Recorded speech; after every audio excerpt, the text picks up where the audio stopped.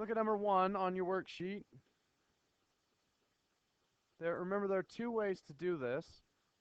One is just to factor it. So I factor it 4 and 3, 2 and 2. What am I looking for?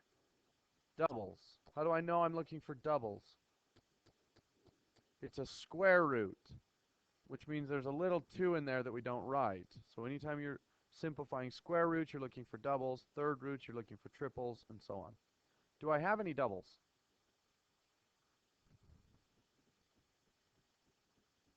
I have a double of 2's. For every pair, I bring 1 to the front. So I'm going to bring this 2 out front of the square root.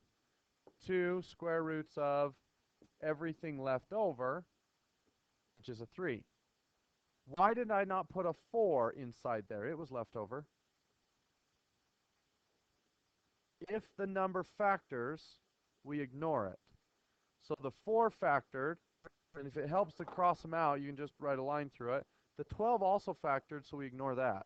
We're only looking for prime numbers, which are those numbers at the bottom of the list. Anytime that they end and they don't factor anymore, those are the numbers we include. The other way to do this is to look at 12 and ask, does 12 have any perfect squares inside it? 4 is a factor of 12, and it's a perfect square. So we're square rooting 4, which is 2, and the remainder is a 3. 4 times 3 is 12. So number 2, factor this down, 4 and 2, 2 and 2. I have a pair of 2's, and my leftover is also a 2, so the answer would be 2 root 2. So I'll leave the other 4 problems for you to do. We're going to move on to number 7.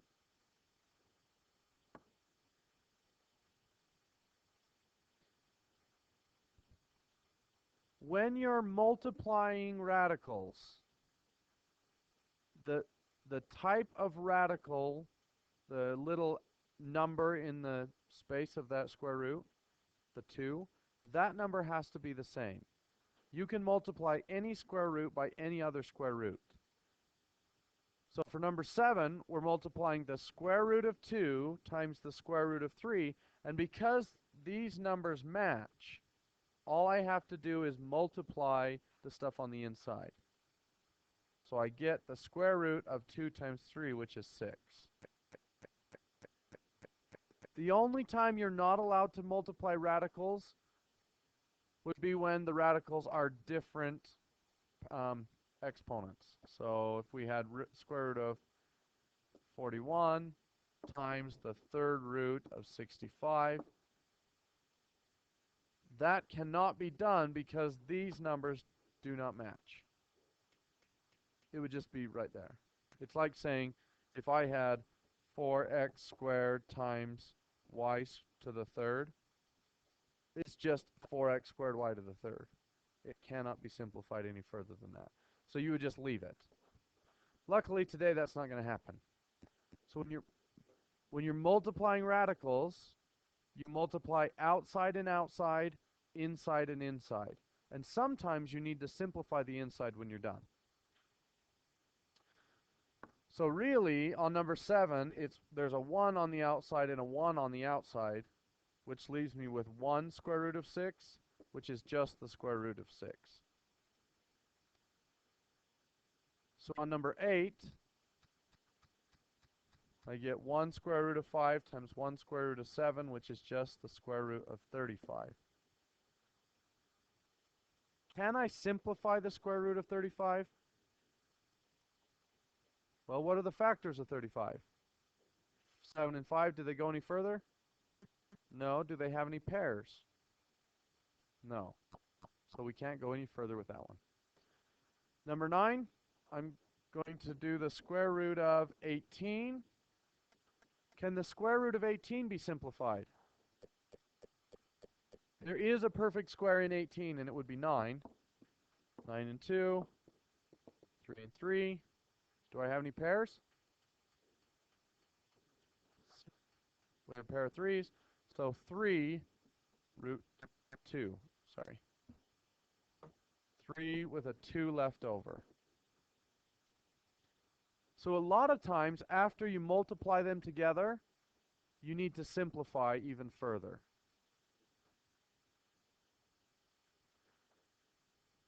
So let's try number 10.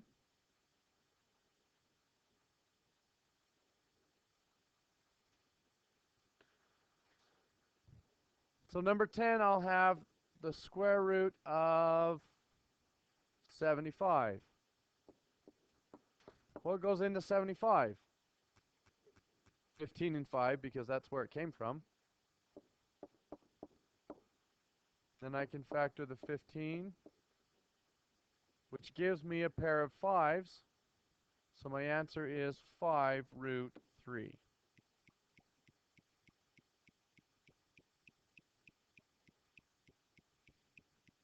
Now number 11 is kind of tough. We have numbers in front of the square roots. So let's think back to what we know about variables.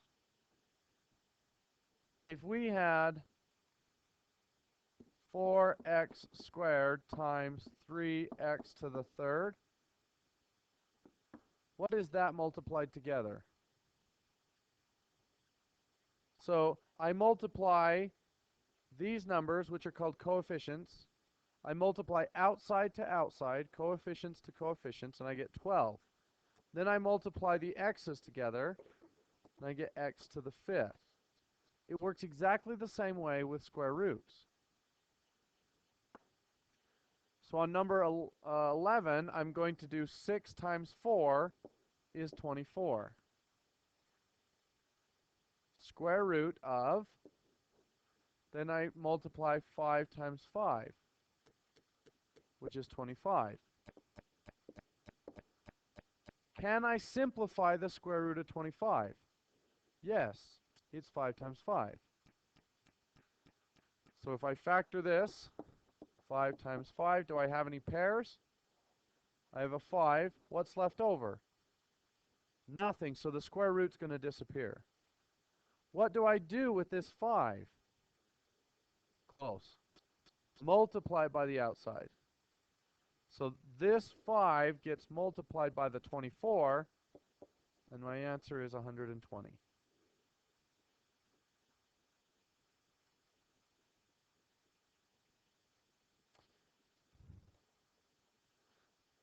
Right? I'm going to give you a chance to do 12, 13, and 14. And then in a minute, we will do 15 together. Let's look at number 13. 4 and 3, 2 and 2, 3 and 3. What can I bring out?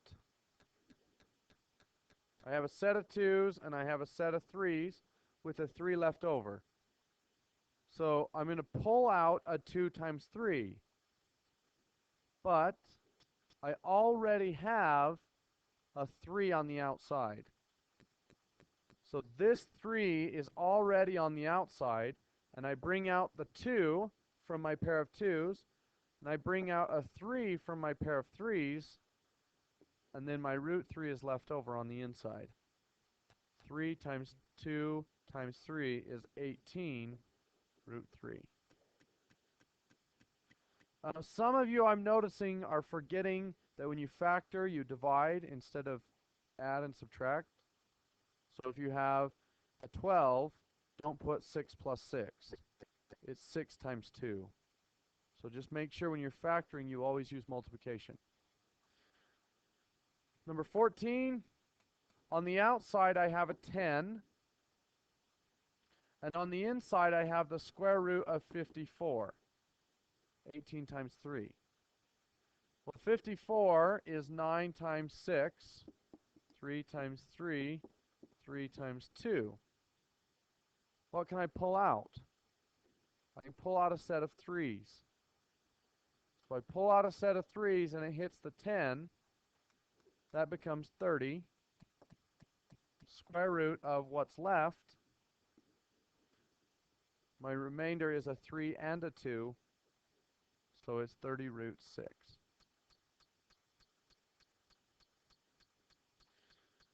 The next one's kind of tricky. What should we do if we have 3 of them? Multiply all 3 in the outside and all 3 on the inside. So on the outside, I'm going to have 35. 7 times 1 times 5 is 35. On the inside, I have 6 times 15, which is 90, times 10 is 900. So I factor 900, 30 and 30, 10 and 3, 3 and 10, 5 and 2, 2 and 5. Do I have any pairs?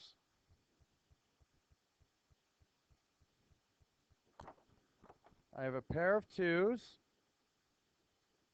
pair of 3s, and a pair of 5s. So I'm going to bring those out. I already have a 35 on the outside.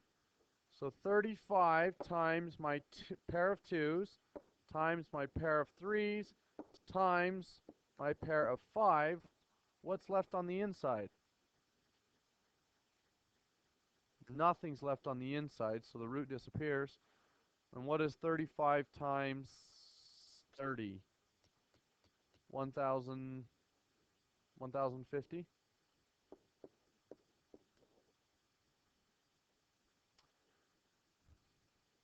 Okay. Part of your homework today is page 18, part A.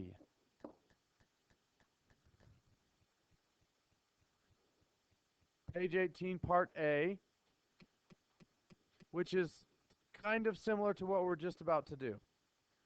So look at number 16. What's different about number 16? It's addition. Now let's review our rules of addition.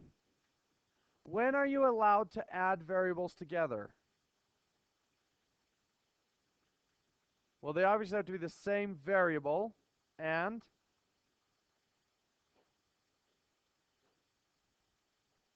okay, let me give you an example. 2x squared plus 3x. How do you add those together? The x's are in common. No. We cannot add them together. They don't have the same exponent. In order to add variables together, not only do they have to have the same variable, you can't add an x and a y, but even if they're both x's, they have to have the same power.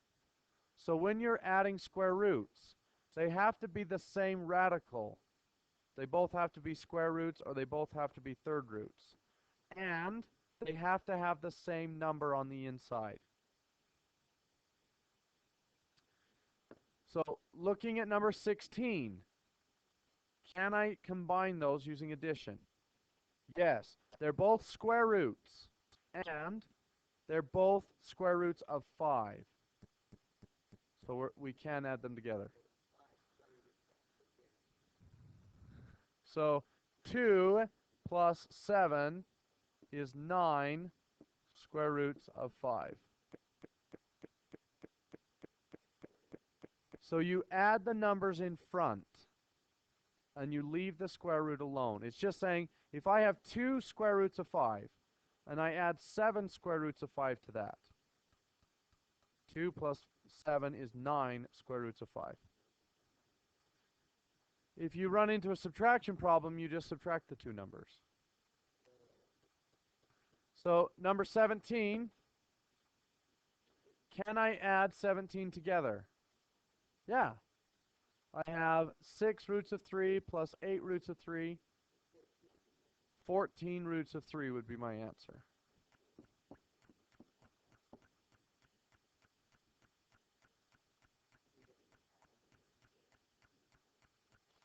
So 18 we're going to subtract. 18 would be 5 roots of 7. What if it was the other way around? 3 roots of 7 minus 8 roots of 7.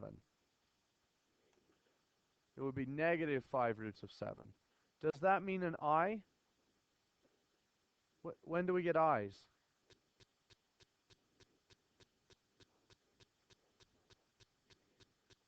Okay. I's come from even roots. Isn't this an even root?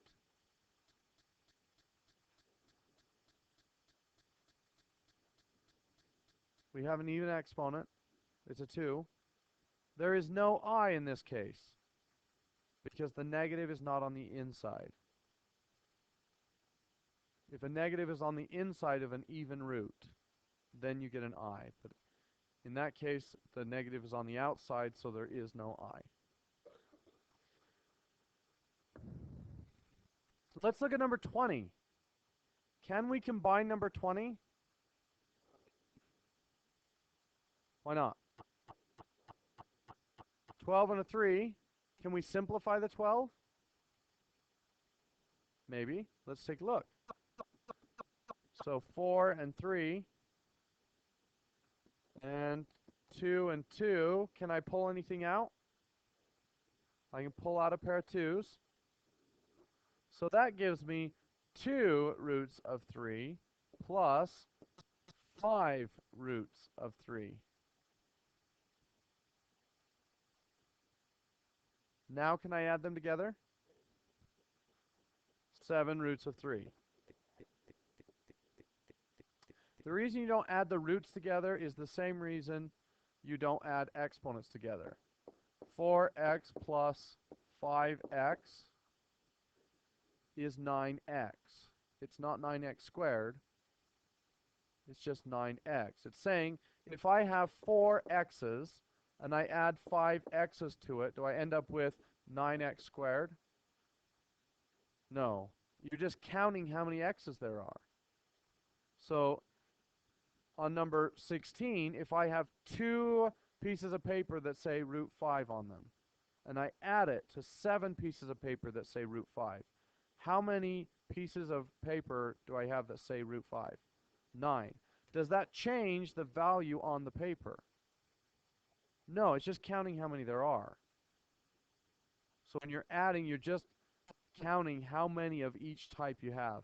Now multiplying is totally different. Multiplying will change the number on the paper, but addition will not. Okay, let's try number 21. Can I add those together? No, but we might be able to factor 18 and make it easier. 6 and 3, 3 and 2. Do I have any pairs?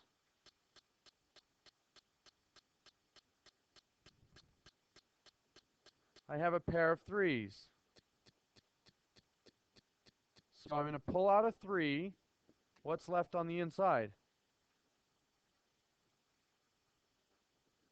Good. A 2. And I add that to 5 root 2. What do I get? 8 root 2. Now number 22 has 3 terms. I can add 3 terms together as long as they all have the same roots. So I take the first one minus the second one and add the third one as long as they all simplify down to a number that is the same. So in addition to finishing this worksheet, on page 18 I want you to do part A, and I want you to do the first 5 problems on part B.